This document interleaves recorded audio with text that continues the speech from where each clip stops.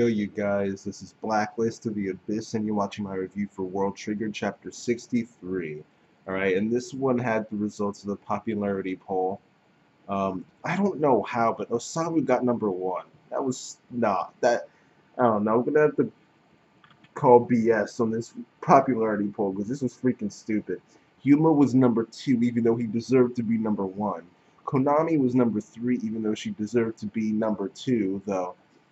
I guess you could kind of put Jin in #2. They can kind of like switch back and forth between 2 and 3, but he wasn't even fourth. I think he was fifth behind Kazuma. And then Aiki Tora was like freaking like 12th or something. She wasn't even in the top 10. She was below Arashiyama, and Arashiyama barely ever shows up. Tachikawa was, I mean, he was even lower than Aiki Tora. Like, this character popularity poll was stupid. I'm sorry. This was stupid. Freaking Osamu #1. No. I mean, I don't dislike Osamu or anything, but #1, most popular character in the series, that just doesn't make any sense. Now that I'm thinking about it, was Replica on this character popularity poll, whatever? I don't know. I'll have to go check. But whatever. Let me just move on to the chapter itself. Reiji had this little mini flashback where he was talking with Jin. Essentially, the point of all this is that Jin told Reiji to buy as much time as possible. All right. And at this point in time, he's bought as much time as he can because he's been cut in half. Alright. Though he does manage to land one blow on Mr. Viza. Alright, he like shoots a blade through his leg, and yeah, he got a hit in on him, but then he ends up bailing out after that. And Hyuse ends up using this butterfly shield, and they end up flying towards the baby birds. It was actually pretty cool because they weren't actually flying. He created like tracks in the like mid-air, and then they grew like these magnet wings, and they connected to the metal tracks, and then they just like glided through the air. It was pretty cool. It was pretty legit. It was actually pretty cool to just figure out what was going on and see that. It was pretty cool.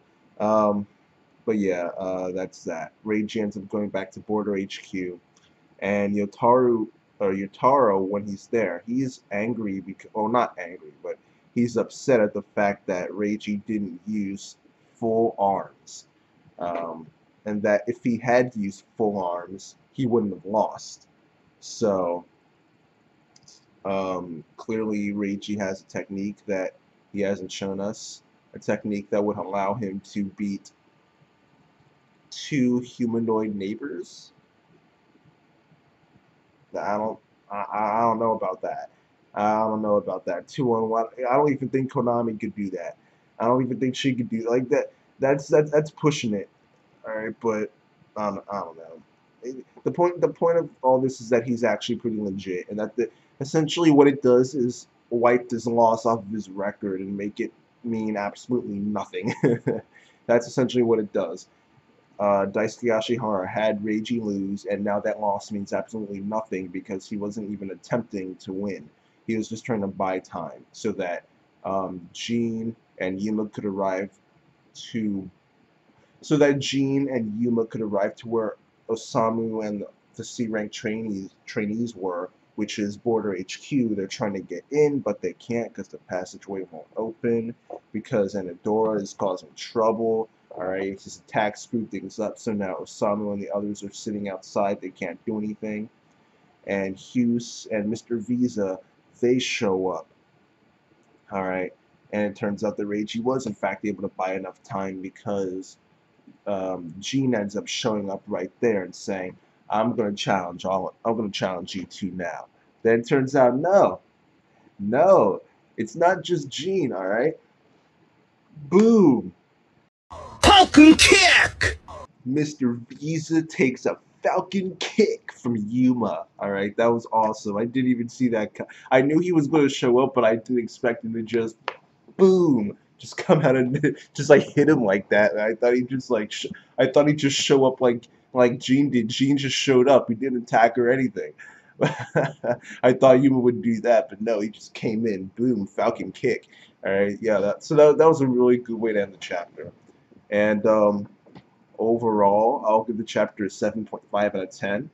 The point 5 is because of that scene. Without it, I would have just given it a 7 because um, the story progressed, but it wasn't exactly like the most interesting development. So, um, yeah, I'll just give the chapter 7.5 out of 10, and that's it, you guys. Rate, comment, subscribe, and I'll see you guys next time.